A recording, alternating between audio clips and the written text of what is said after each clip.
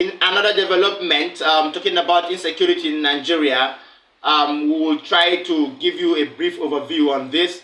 Let me bring your mind back to what happened a few months ago, talking about still insecurity. This was the aftermath of the deadly terror attack that occurred at St. Francis Catholic Church, Owo, Ondo State, in June 2022. For many years, it's a day that remains indelible as it goes into history as the worst incident of terrorism in this part of the country. Since then, the church has remained closed as it mourns those who lost their lives. We have failed to defend these people, not because we are not trying, but because the forces on the other side, they are evil. 10 months after, the St. Francis Catholic Church reopens for service. I do not know if anyone in this church have heard of anyone tried for all the crimes that has been going on in this country. That anyone has been sentenced for taking the lives of hundreds of people. Patrick Ademola and Margaret Atta survived the deadly incident. They tell AIT they still live with the trauma each day. I see that no legs, one of my eyes are gone, so I was taken to the hospital. And thank God today I'm back here in the church. Though not complete, but I thank God. It was a red letter day, a day that I don't know how to describe it. But like other worshippers, their faith is the biggest anchor to manage the ordeal. To say thank you, Lord, for bringing us back and for bringing this place back better than we left it. For those who thought they are going to kill the spirit of worshiping in us, they have failed and they will fail forever. 3 months, I was 3 months in FMC. They did surgery for me, for my leg. As you can see, this place is where they carry something, match this place. What is perhaps most painful is that 10 months after, justice has yet to be served, despite claims by the Chief of Defense Staff that some suspects have been arrested.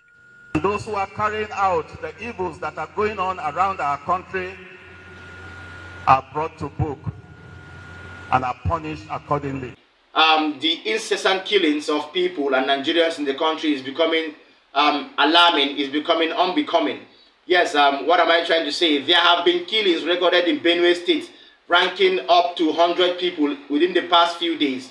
These killings were purportedly arranged and perpetrated by unknown gunmen suspected to be headsmen, all right? Okay, although let me bring you back to what happened sometime on the 5th of June, 2022 in Ondo State, talking about the Owo killings, all right? Ought to be mourning the loss of Nigerians from January up till date. If we consider that the primary purpose of government is security of lives and property, I think the question we should be asking ourselves is how well have we carried out this primary purpose? We're talking about a situation where those who are supposed to enforce law are even making public utterances that is provocative and could even fuel the situation, the very dicey situation that we find ourselves in.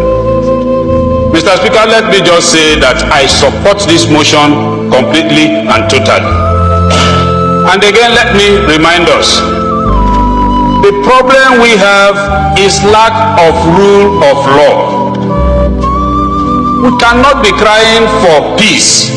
We cannot be talking about development when injustice abounds. The same law can apply in community A, but in community B, it will not apply. The people of Benue are crying today.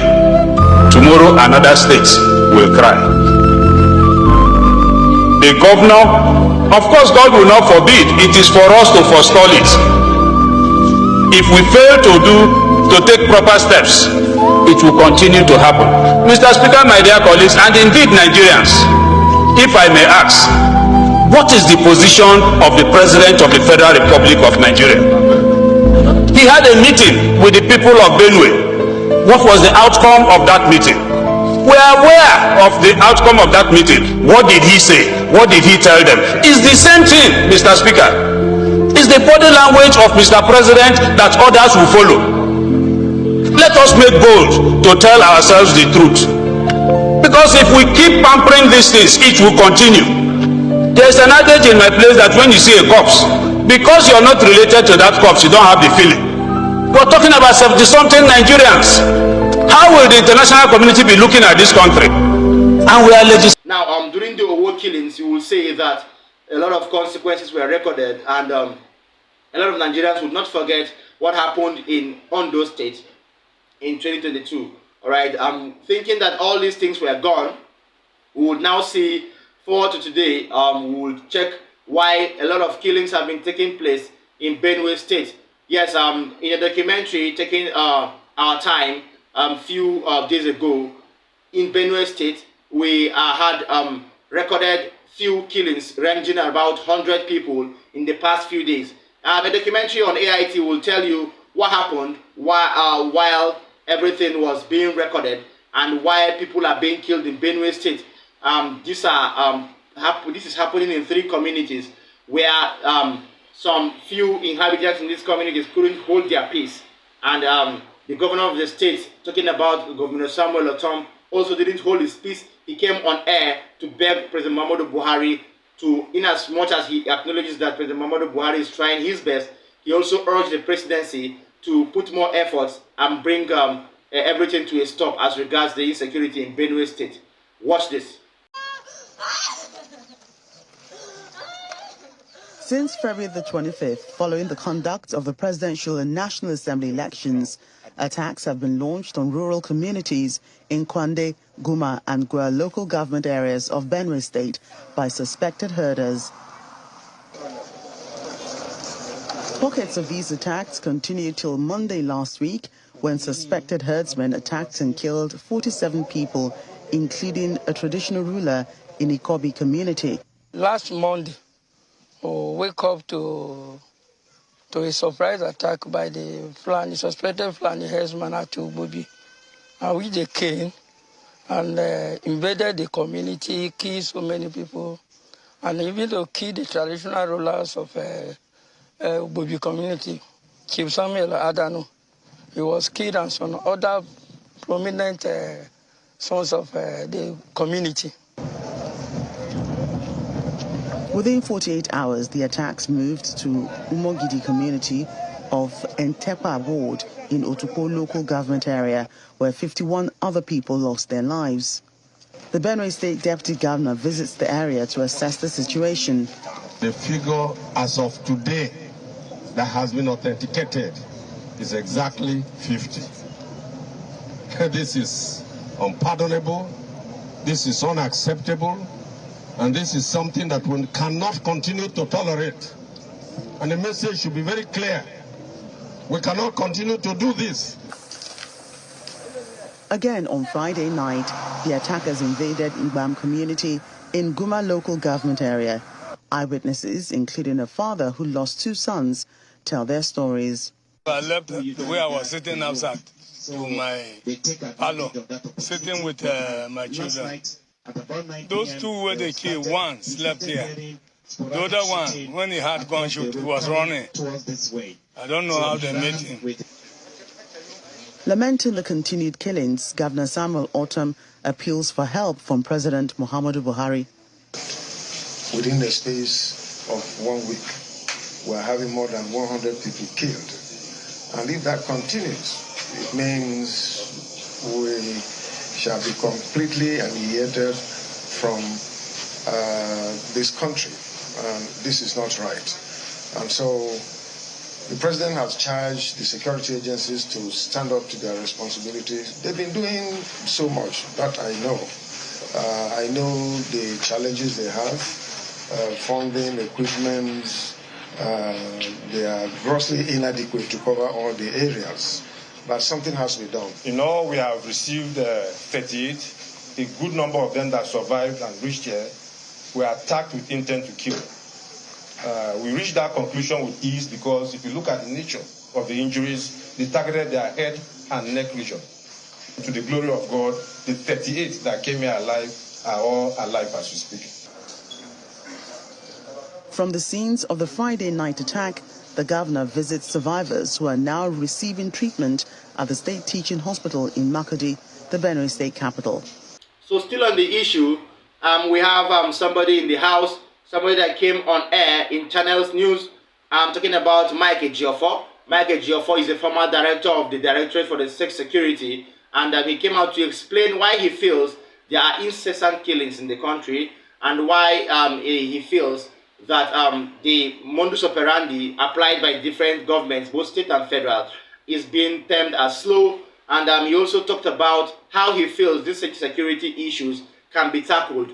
Although he couldn't make his points clear there, but what he said could be analytically previewed by viewers as someone who really wants to address these issues. So Mike Ejiofor came on air to categorically state that anything happening in Nigeria as regards insecurity could be curbed, and this could be pointed to the political issues that are aimed at affecting the polity in Nigeria, especially as it regards or as it pertains to the just concluded general elections.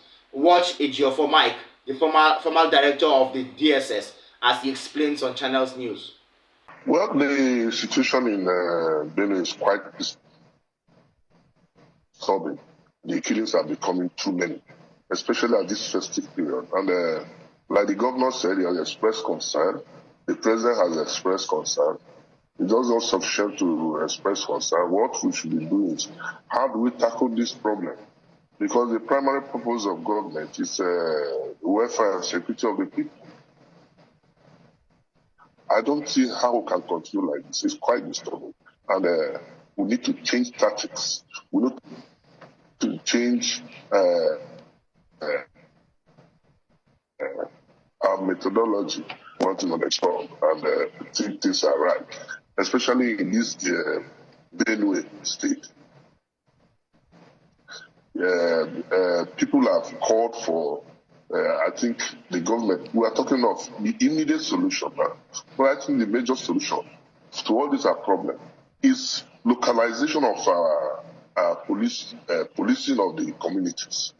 You have the vigilante, but they are not properly armed, just like the police is insufficient. You saw the governor mentioning it. Underfunding, inadequate funding, lack of personnel, they are not there to go. And these people operate freely in the communities.